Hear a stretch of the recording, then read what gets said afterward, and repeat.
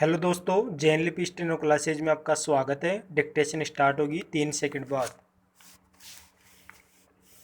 Start. आदरणीय महानुभावों, 26 जनवरी 1950 को हमारे गणराज्य की स्थापना हुई थी, जो हमारे संविधान निर्माताओं द्वारा बनाए गए लोकतंत्र के सिद्धांतों पर आधारित है। उसके बाद के इन 50 वर्षों का समय हमारे देश में विकास का समय रहा है। लंबी दास्ता के बाद भारत का दुनिया में एक स्वतंत्र राष्ट्र के रूप में उदय इस बीच की सबसे अधिक रोमांचकारी घटना है। संसार के इतिहास में भारत की आज़ादी के संघर्ष जैसी इससे पहले कोई दूसरी मिसाल नहीं मिलती। इस मौके पर मुझे अपने उन करोड़ों देशवासियों की याद आ रही है जिन्होंने देश की आज़ादी के लिए भारी मुसीबतें सही थी और बड़े से बड़े बलिदान दिए थे। मैं उन्हें बड़े आदर के साथ अपनी श्रद्धांजलि अर्पित करता हूं। मुझे अपने उन नेताओं की राजनीतिक कुशलता और दूरदर्शिता की भी याद आती है जिन्होंने हमारे संविधान का निर्माण किया और देश को प्रगति और विकास के लिए दिशा दी। हमारे संविधान में हमारी युगों पुरानी परंपराओं और मान्यताओं के गुण मौजूद है, जिससे वह देश में समाजवाद, धर्मनिरपेक्षता और लोकतंत्र को कायम रखने का महत्वपूर्ण साधन है। हमें अपनी इस राजनीतिक प्रणाली का लाभ पिछले 50 वर्षों से भी अधिक समय से मिल रहा है। हमारे देश के लोग बहुत ही सूझबूझ और समझदारी के साथ शांति और प्रगति के मार्ग पर मजबूती के साथ आगे बढ़ रहे हैं। मैं उन्हें बधाई देता हूं। भारत एक ऐसे राष्ट्र के रूप में उभर कर सामने आया है जिससे संसार में आशाएं बंधती है और विश्वास पैदा होता है।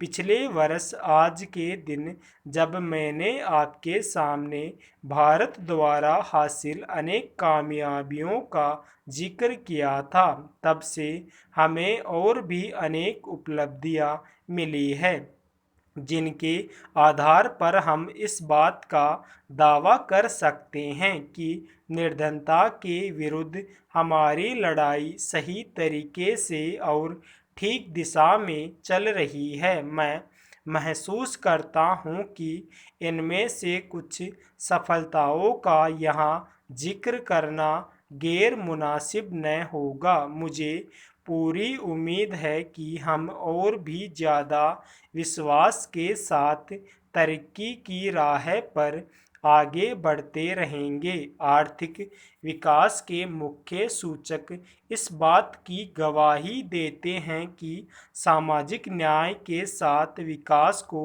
दृष्टि में रखते हुए हमने आर्थिक विकास की जो बुनियादी नीति तैयार की है, उसके उत्साहजनक परिणाम निकले हैं। हमारे लिए यह गर्व की बात है कि पिछले 3 वर्षों में देश के कुल उत्पादन में 5% वार्षिक की वृद्धि हुई है, जबकि संसार में आमतौर से आर्थिक रूप में विकास की दरों में कमी हुई और मुद्रा के फैलाव तथा बेरोजगारी में भारी बढ़ोतरी हुई। हमारी अर्थव्यवस्था रोजगार के अवसरों में महत्वपूर्ण वृद्धि के साथ साथ आगे बढ़ रही है, जो देश में श्रम शक्ति की वृद्धि की दर से कहीं अधिक है। हमने अब तक जो प्रगति की है वह विज्ञान और टेक्नोलॉजी में ठोस आधार तैयार करने के लिए की गई है। आदरणीय महानुभावों, सरकार की नीति का उद्देश्य तेजी के साथ आत्मविश्वास पैदा करना, स्वदेशी विज्ञान और टेक्नोलॉजी को बढ़ावा देना, बाहर से आयात की गई टेक्नोलॉजी की मुनासिब तरीके से अपनाना और यह देखना रहा है कि टेक्नोलॉजी ही अंतरण कुशलता के साथ प्रयोग के लिए हो। परमाणु, अंतरिक्ष और सागर विज्ञान संबंधी खोजों में हमने जो कामयाबी हासिल की है वे इस बात का जीता जागता सबूत है कि हमने जो रास्ता चुना है और जिस ईमानदारी और पक्के इरादे के साथ हमारे वैज्ञानिकों ने काम किया है वह निश्चय ही प्रशंसनीय है। पृथ्वी के चारों ओर चक्कर लगाता हुआ इनसेट 1B और बर्फ से ढके महाद्वीप पर हमारी तीसरा दक्षिणी ध्रुव अभियान और महासागर की असीम गहराइयों में खोज करने वाला सागर कन्या समुद्री जहाज हमारी वे सफलताएं हैं जिन पर हम सब गर्व कर सकते हैं और उनसे प्रेरणा ले सकते हैं। कृषि के क्षेत्र में भारत ने भारी प्रगति की है।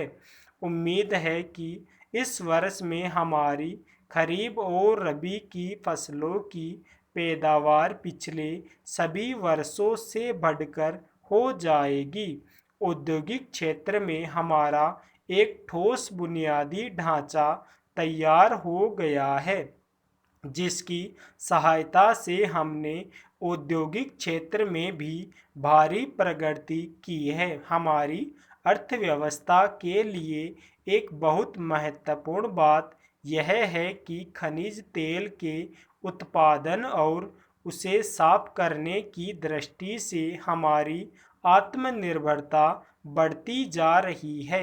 हाल ही के वर्षों में जिस गति के साथ हमारे कार्यकलापों में वृद्धि हुई है उसे और भी ऊंचे स्तर पर लगातार बनाए रखने की ज़रूरत है। मैं खेतों, कारखानों, प्रयोगशालाओं, शिक्षा संस्थाओं, सरकारी दफ्तरों और सभी जगह काम करने वाले देशवासियों से अपील करता हूं कि वे और कड़ी मेहनत और पूरे उत्साह के साथ काम करें।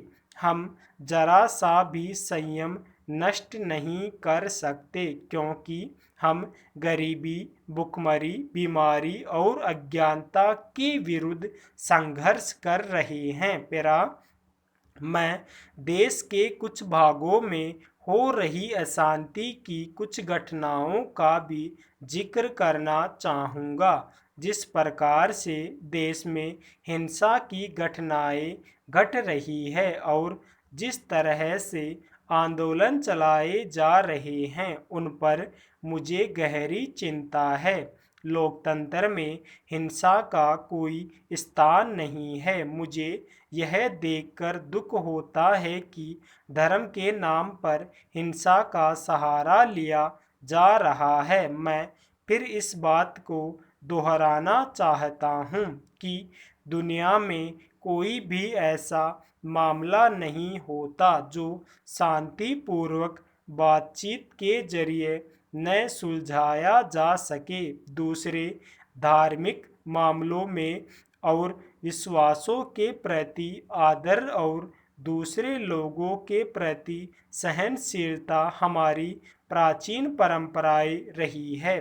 देश के दूर दराज के इलाकों की अपनी यात्रा के दौरान मुझे लोगों के जीवन में भाईचारे और प्रेम भावना के दर्शन हुए हैं। अपने संकीर्ण उद्देश्यों के लिए इस भावना को नष्ट नहीं किया जाना चाहिए क्योंकि ऐसा करने से बड़ी मुसीबतों के साथ हासिल की गई हमारी आज़ादी खतरे में पड़ जाएगी। स्टॉप।